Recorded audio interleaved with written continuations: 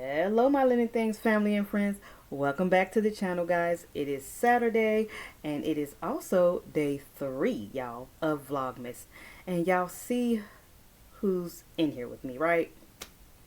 Yeah, I came in because y'all know it's story time, but guess who wants to do story time too? Grinch, you gonna read with us tonight? We're gonna leave him over there. I'm not gonna pay him no attention. But y'all know when we come in for story time that I have to set the ambiance.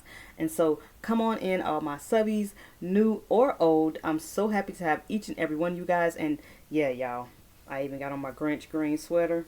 It's all nice and furry. Yeah, I thought I'd try to match, but because since he don't want to leave and, he want to kind of join in all the fun, I figured, okay, I'll get all nice and cozy. And it is nice and comfy, y'all.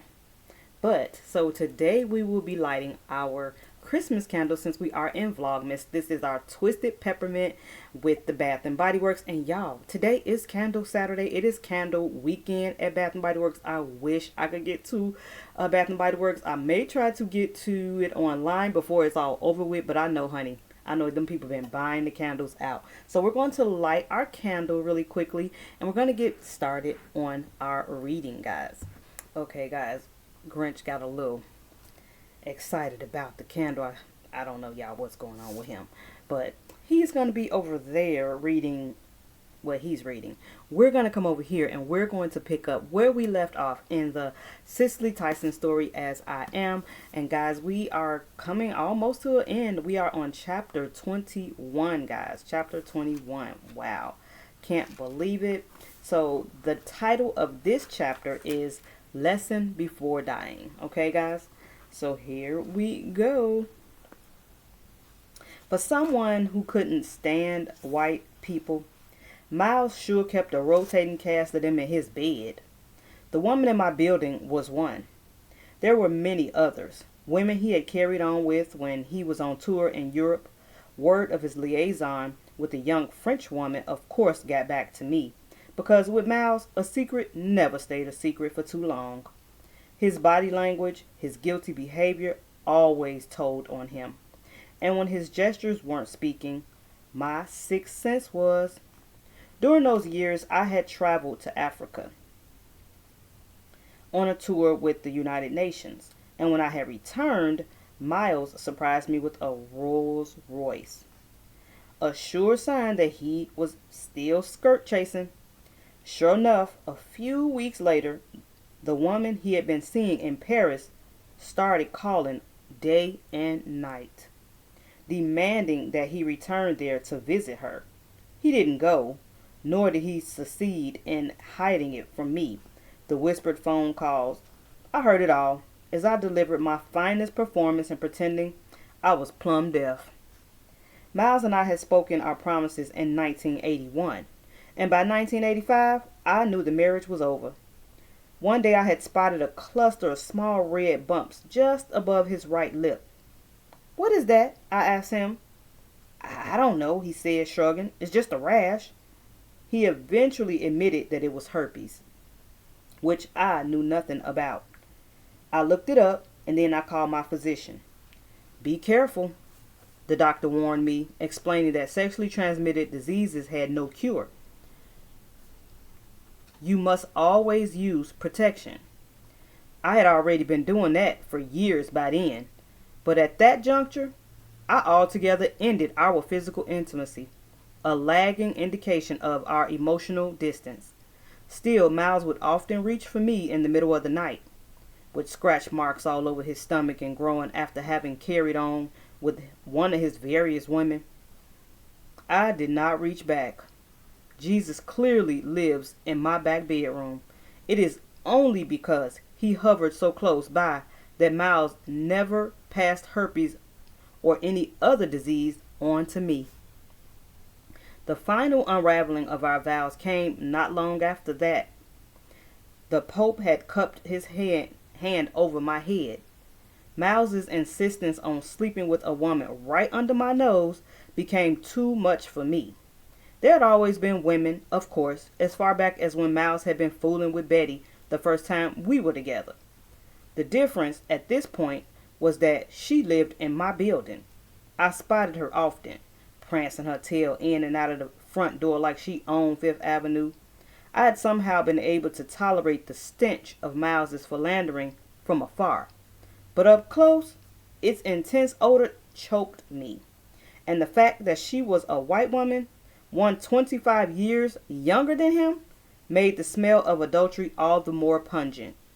I knew I had to escape, and one afternoon in the late 1987, an exit door had appeared.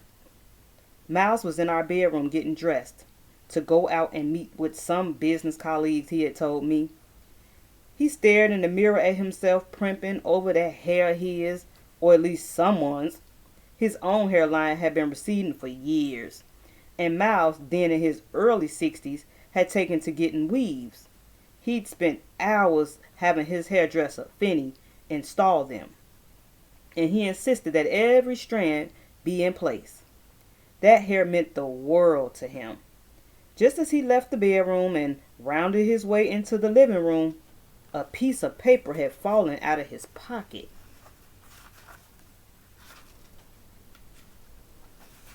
He didn't even notice it. When he went back into the bedroom, I reached down and I picked it up. It was a note from the woman in my building.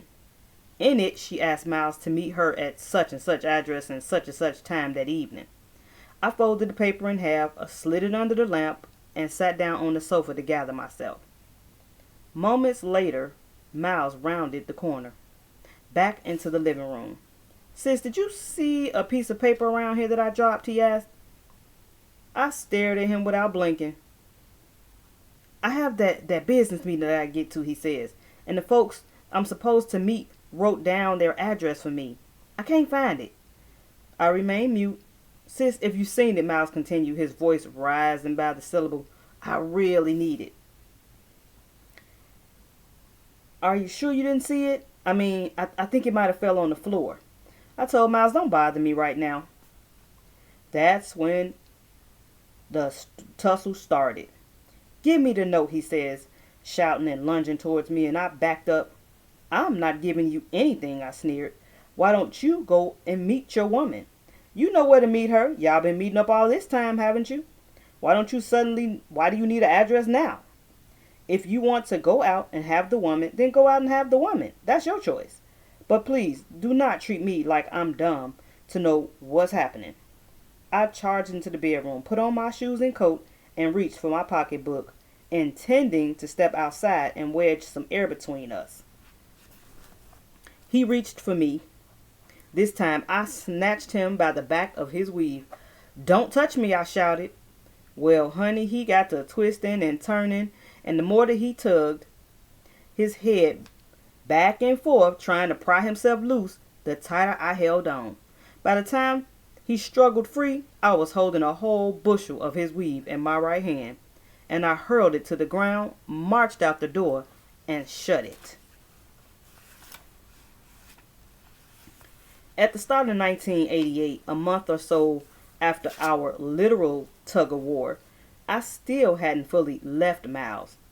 That changed on one morning when, as I was entering the kitchen at Miles's brownstone to blend up my greens, he said something kind of snarky to me. I don't remember what devilishness tumbled off of his tongue, and frankly I don't care to recall. Without a word, I made my way upstairs, picked up my pocketbook, went out to Miles's gilt gift of a Rolls Royce, and drove to a friend's place. I never returned to Miles's home. That same year, I filed for divorce. Miles, who had foolishly convinced himself that nothing he could do would wrench me from his side, reeled upon receiving the divorce papers. Or so I heard from his friend Finney. Miles eventually called me up. "Sis, I need to see you," he said, with more rasp in his voice than usual. "Can you meet me?" I reluctantly agreed, though I refused to have him at my place. We met instead in a dimly lit cafe in a private booth at the rear. Miles kind of leaned over in the table and spoke real soft. "Sis, I don't want a divorce," he whispers. My gaze dropped to the table and then traveled back up to his hollow expression. I want us to stay together, but just don't have relations, he says. I sat all the way back in the booth, the brute force of his words striking me in my chest. In the months since I had last seen Miles, I had heard talk of his health status. Word at the salon was that he had contracted HIV. I didn't quite know what to believe. Two things, however, were certain. First, if Miles was asking for us to be together, minus all physical intimacy, as I see it, a union without lovemaking does not a marriage make. He must have believed he was infected with something lethal. And second, he clearly respected me enough to protect me from whatever that was. I stared at him and I squelched my tears, though one had escaped down my cheek.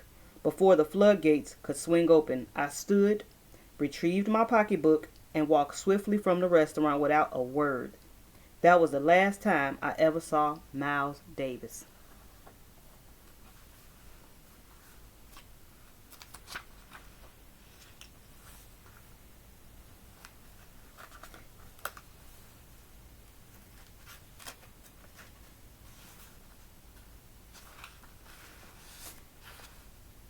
While mourning the last act between Miles and me, I poured myself into work. In 1988, the year that I had filed for divorce, I had met Oprah Winfrey. The premiere of Oprah's national talk show 2 years earlier in '86 had irrevocably altered television's landscape. The shift came literally overnight. The microphone-wielding Phil Donahue had created the template for talk television, moving hot topics from the couch to the studio stage. Who can forget how Phil raced around his set, eliciting input from his audience, who intermittently shouting, "Caller, are you there?" to those who were phoned in to the show. The year Oprah and I first connected, her production company, Harpo, had began filming The Women of Brewster's Place, an ABC miniseries based on the National Book Award-winning novel by Gloria Naylor. The story showcases the nuanced experiences of 7 black women in a dilapidated tenement. Oprah, who played Maddie Michael, the main character, had gathered an ensemble cast of other gifted actors, including Lynn Whitfield, Jack Gay, Robin Givens, Mary Alice, and Olivia Cole. She asked me to portray Mrs. Brown, the dignified, well-to-do mother of Melanie, Robin Givens' character. Having read the book, which few could do without weeping, I wholeheartedly said yes. It makes me smile now, given the global force for good that Oprah has become, but her body language had told me that she was just a little bit nervous the first time she had saw me on set. My work with Oprah on Brewster Place was just the start of what has become a cherished sisterhood. For her 50th birthday in 2004, I knitted Oprah a special gift, a tapestry rug, with no idea how my creation would spawn one more priceless. Upon receiving my present, Oprah thanked me, while inwardly chiding herself that she had forgotten to invite me to her birthday luncheon that year. That gave her the idea to ask me over for our own tete-a-tete. A thought that soon prompted another. Why not invite Ruby Dee as well? Next thing Oprah knew, her inkling had flourished into the Legends Weekend, a grand 3-day celebration of 25 African American women whose legacies had served as a bridge from past to present. She also invited 45 youngins, those with the privilege of navigating that overpass. In May 2005, we all gathered at the breathtaking Montecito estate Oprah aptly calls the Promised Land. Following the airing of Oprah's Brewster Place in 1989, other roles had came my way, though still never with the same frequency with which they flowed for my white contemporaries. But you take what you can get, and sometimes what you can get is a delightful character like Sipsy in the classic 1991 Fried Green Tomatoes. Sipsy, a family cook dressed in a head wrap and an apron, lacks in glamour what she makes up in guts. Still, some of my mother's old friends, those who had been murmuring since the day I showed up on screen in Sounder, donning a do-rag, piped up their chorus of complaints. Asked one, Why are you always looking like a tagadon? The West Indian expression of a ragamuffin. I don't write the roles, sweetheart. I simply authenticate them. And why on earth would a home cook be made up in lipstick and heels? Anyway, I loved playing Sipsy because she was ballsy. In the film, Sipsy stirs up some trouble for a certain wife beater, and that maverick act leads to her best line. Secrets in the sauce. To this day, when folks come up to me and utter that phrase, I know that they revel in Sipsy's chutzpah as much as I do. A Lesson Before Dying, a made-for-TV film based on the #1 New York Times seller novel by friend Ernest Gaines, who of course also wrote the autobiography of Mrs. Jane Pittman. The story centers around Jefferson, which Mekhi Phifer plays, a young man who has been wrongfully convicted of murdering a white man and thus sentenced to death. Enter Grant Wiggins, which was Don Cheadle, my godson in the film, and a teacher tapped by God to come alongside Jefferson. The spiritually devout Tante Lou, my character, worked herself into my pores the way Rebecca and Jane once had. So much that when I look now at the photos from my time on set, I don't see my own face, but I see hers. I knew the soul of that woman. She embodies the scores of steadfast, faithful black women who have always surrounded me. I channeled them into Tante Lou, who feels determined that if young Jefferson must die, he do so with dignity. A lesson before dying, that is what Miles in his passing left for me. We don't have long here, children. Our hopes and our aspirations may feel limitless, but our days are finite. Our experiences fading in the twinkling of an eye. Death is a love more to the living, to regard every day, every breath as sacred. What is your life? The scriptures ask us. You are just in a mist that appears for a little while and then vanishes. Found in James 4:14. The Spirit is ever beckoning us to heed that wisdom, to get on with what we've been put here to do. And whatever that calling looks like, however it may seemingly vary from one person to another, or one season to the next, at its core it is simply this: cherish one another. That is all. That is our purpose in its entirety, to bestow God's care unto others. Okay, guys, remember I am only reading excerpts of the books, and so at this time Miles has passed on from his illness, which is really sad. I hate that he had to go in the way that he did, but the life that he lived, we know, was not, perfect. Who is perfect? But it was not a lot of good choices that he made. But I do commend Cicely for staying with him and being with him and trying to love him past his downfalls or the things that he did. She tried to love him as a person. She tried to be there for him. And I really do appreciate that, about her, and just knowing just the strength that it took to be able to do that. So thank you guys again for coming along with another read with me. This one was kind of heavy for me, guys. Just because, it is sad, but we do want to remember why we are here. Just as my last sentence was saying, let's be here for one another. Let's help change somebody else's life for the better. Let's just love one another. Let it be all about love. So I do want to give you guys, so yesterday's question for Grinch, because y'all, he's still hanging out with me. Thank you, Grinch.